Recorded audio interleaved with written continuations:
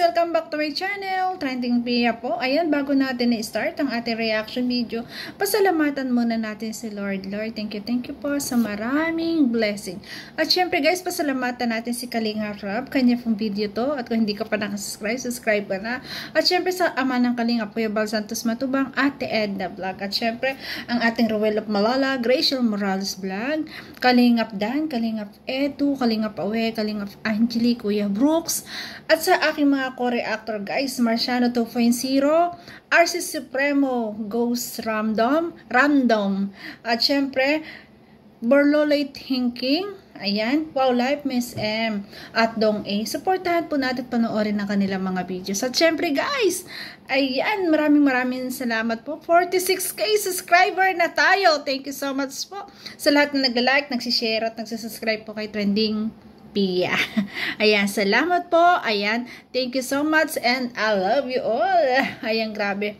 Hindi magandang balita ang ating nabalitaan na talagang hindi. Talagang ito yung nakakatakot. Noong paman, nung nire-react ko to, sinasabi ko, ito yung nakakatakot talaga. Yung pasukin itong magkapatid. Kasi parehas babae. Tapos nasa kabundukan. Diba? Nasa baba ng bundok na halos ang lalayo ng bahay siguro, ng agwat ng mga bahay dito, talagang delikado po. Lalo na ngayon, na talagang mahirap yung buhay, at syempre, napapanood at nakikita ng iba na may tumutulong kay Dara, may nagbibigay lagi ng pera kasi napapanood sa video, kaya siguro talaga, hindi mawawala itong mangyari. Kasi nga po, syempre, kayang-kaya nilang gawin yun. Alam nyo kung bakit? Kasi magkapatid lang sila. Anong lakas ng isang mga batang yan? Sa mga, halimbawa, kung lalaking mandurugas o basta, yung may mga masamang intensyon. Ano magagawa ng dalawang yan? Diba? Kaya sana naman umuwi na ang ama ni Dara. Ayan. Doon sa isang video, hindi daw po makontak. Bakit kaya? May makontak na? At si Lola naman, may nangyari na pong hindi maganda. Kasi nga bingi si Lola, hindi niya alam. Siguro hindi, Tsaka mas gusto ni Lola rin na sa bundok, iwanan ng apo. Sana yung ama man lang umuwi na para may kasama tong magkapatid. So ngayon po, ang Dara natin ay nasa pangangalaga po ni Kalinga Prab. So panoorin natin guys at ikikwento po ni Dara kung ano pong nangyari. Ang bait ni Bea, nag-bless talaga, napakabait. Gusto kayo dito? Nag-bless talaga, bait na bata. Ano, nag-awalis ka? Opo. Ano to? Ang daming damo. Grass cutter. Galing kami kina, kina Erika, hatid namin. At ayun nga, mayroon kaming, narinig na balita mula sa'yo. Presya ka na sa abala at biglaan yung pagpunta namin dito. Ano? Okay lang po. Ayan. So, kumusta kayong dalawa dito? Okay naman lang po.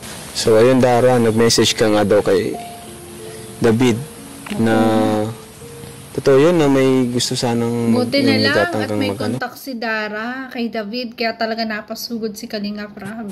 Pero, opo, pero di ko po sure kung tao hayop. Ba't ano?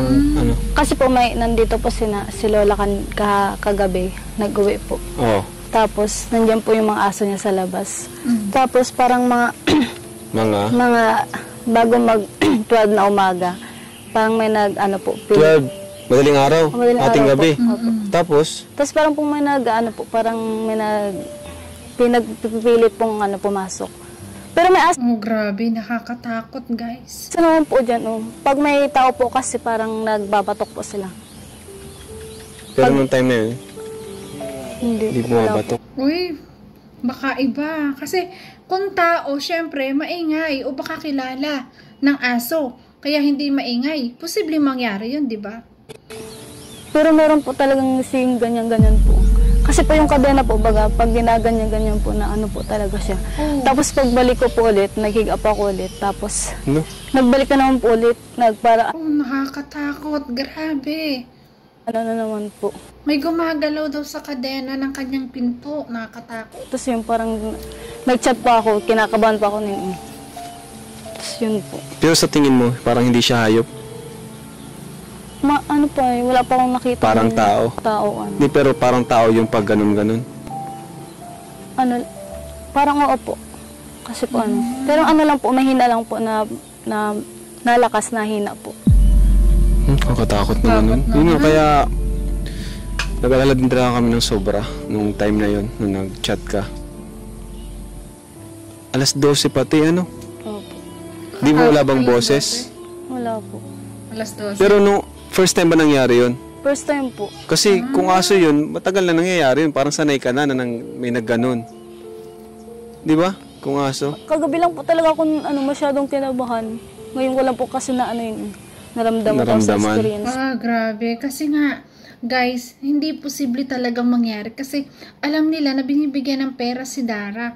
Mamaya, Diyos ko, kaya ito yung kinatatakot ko na baka pasukit po. Kasi nga, sila lang sa bahay. Grabe. Kasi dati na ano mo lang, may mga nararamdaman ka, dumadaan lang, no? Pero nung time na yun, may nagkakatok. Grabe. Ayun. Hindi kaya mga taong lasing na napadpad dito. Walang pa. Wala ba si lola mo? Nandyan po, kakawi lang po nun. Baka si lola mo? Hindi po, nasa loob po. Mga ilang minuto yun pag kakatok-katok niya? Parang ano po, 5 minuto po. 1 minuto? 10 po. Tapos sabi mo tumigil, tapos nagkatok ulit. Opo, yung pagkataas ko po ulit sa higaan, na po siya ulit. Grabe, nakakatakot, no? Di mo ba di ka pa nagtanong, sino yan? Kahit ako hindi ako makakatulog na nun. Aabangan ko na hanggang umaga. Pero na lang talaga, antok na antok ako. Saan ako makakatulog? Hindi ka na ganun? Nagtanong po ako, pero wala man pong nagsasalita. Parang nagtahimik siya, tapos nagbalik ulit ako. Sa totoo nga po, wala pong tulog ngayon. Grabe. Sa takot ni Dara, talagang wala siyang tulog. Diba, ganun talaga pag natatakot. Kaya nga sabi ko, kung ako din niya, wala rin akong tulog, aabangan ko. Tulog na yan? Wala po talaga kasi... Babantayan ko kasi lalo na't may kapatid ako. Kasi po, masyado po talagang kinakabahan kasi po, nag-aalala din po ako sa kapatid ko pag kunyari, kung ano man po Napakabait mangyari. niyang ate, guys. So, di na po ako nagtulog nun. Nakatakot talaga yun.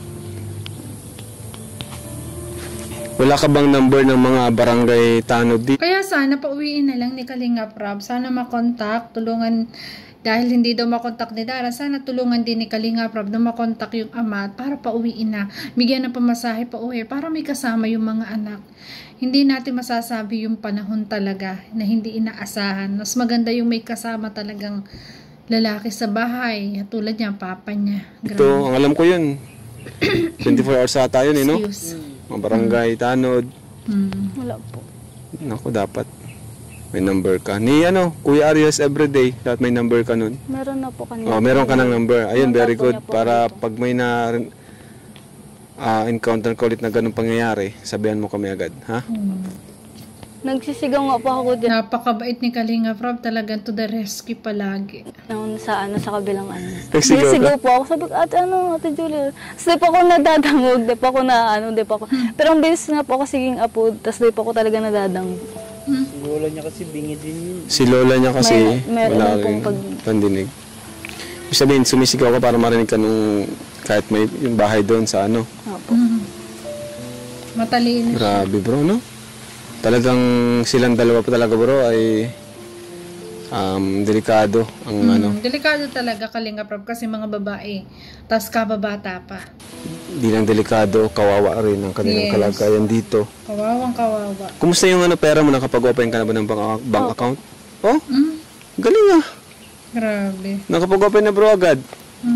Galing talaga ito ni Dara, pambira. Wow, may account na Grabe, sa Dara, bangko si pinapabilib mo Dara, ako, nakakatuwa. Ano yun? Student o yung regular lang, yung regular na May pangalan ba? May pangalan mo dun sa card? Wala. Meron po. Meron? Ano, BDO, BPI? Video po. Ayan na lang po. Opo. BDO, yung kulay blue. Very good. Para yung mga binibigay namin sa'yo, dun mo na lang ihulog. Para din sa future mo. Yan. Grabe. Yun. Anong gusto mo? Buti na lang at hindi talaga napasok. Kasi kung napasok, grabe, hindi natin alam kung anong pwede mangyari sa dalawa at saka sa lola nila. 'Di ba? Tapos yung lola niya, ang mahirap pa kasi nga, mahirap sa pandinig. Kaya hindi rin alam na baka na may tao or hindi niya alam kung anong nangyayari na. Kasi nga po, mahina ang tenga. Baka masyado ka ng kumbaga na trauma ka dito. Kung gusto mo, doon ka na muna sa bahay namin. Iyan, napakabay talaga.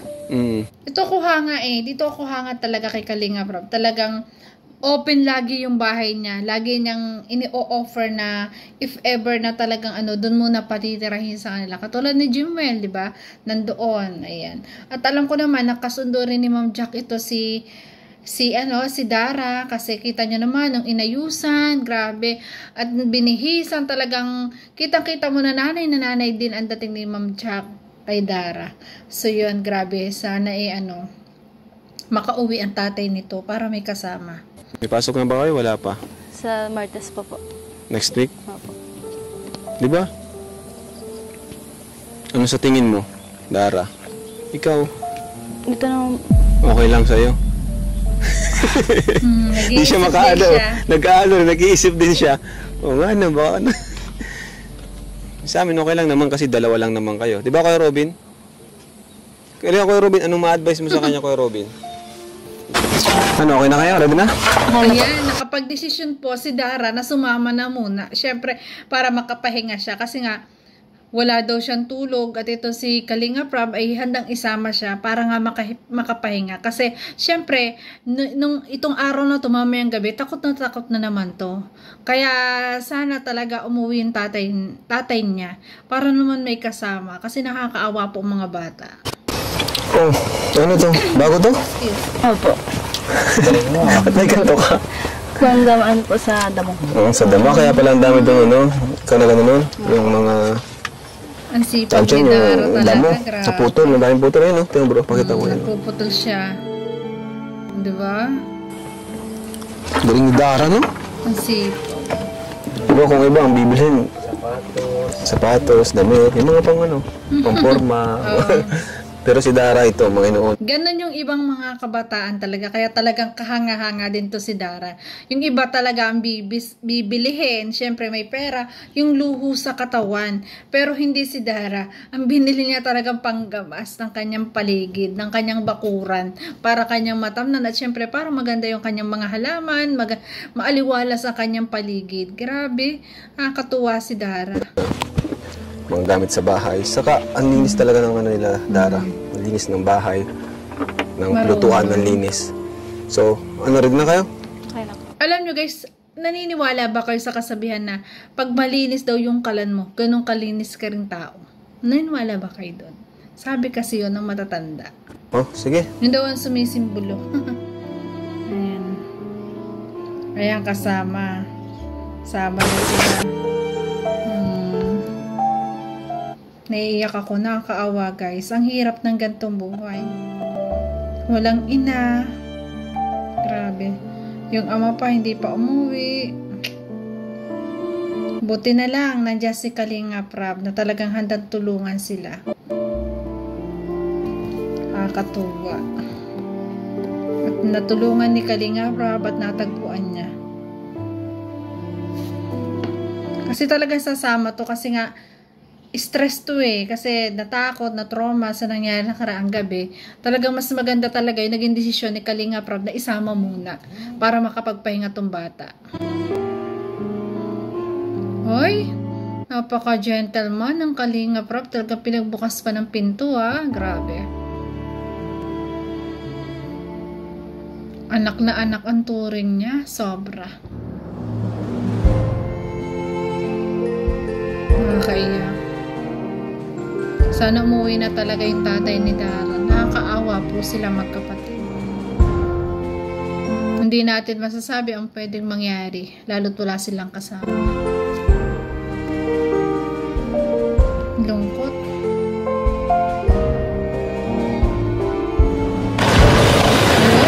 Ayan, nasa bahay na. Kalinga, we're here. Bilisan nyo at may sasakyan, no?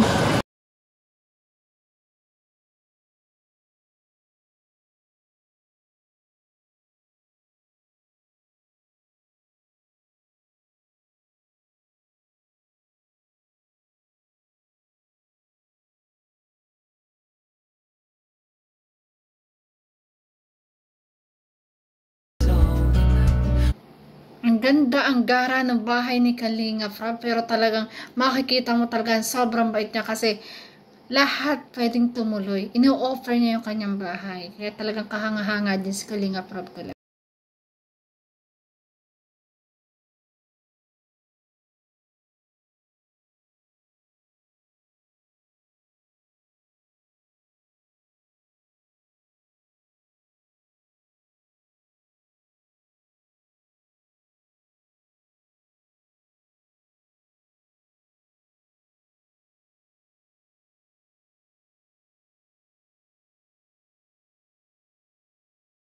Bye-bye! Yeah, mahilig din si Dara sa baby, guys.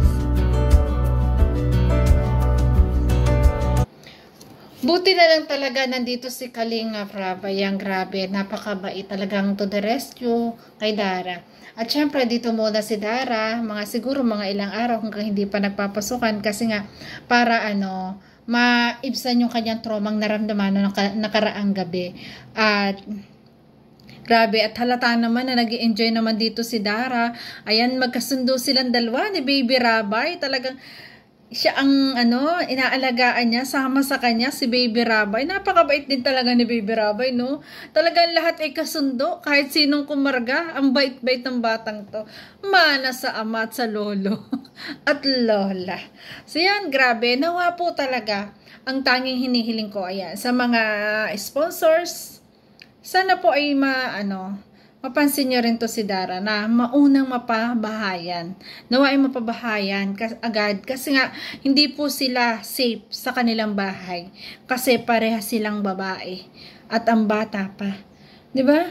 At nawa ay umuwi yung ama para may kasama sa bahay. 'Di ba? May titingin sa kanila kasi delikadong-delikado lalo na't babae. Ayan, mahirap na. Nasa huli ang pagsisisi. If ever what happened, 'di ba? Kaya sobra akong saludo sa iyo, Kalinga Prab. Tama po yung ginawa mo na iuwi mo muna si Dara para makapag-relax naman. Ayan. At hindi pa naman pasukan habang bakasyon, nandyan muna sa iyo. Congratulations, Kalinga Prab, at maraming salamat po. Napakabait po nyo. At si Dara nawa ay mapabahayan na rin ng soon. 'Di ba? Para po maging safe man lang ang mga bata. So yun guys, thank you for watching at kung nagustuhan mo reaction video ko, baka pwede naman kong palambing. Ayan, Trending Pia po, nagsasabi na, always smile po tayo para laging beauty. Bye bye guys! Love you po!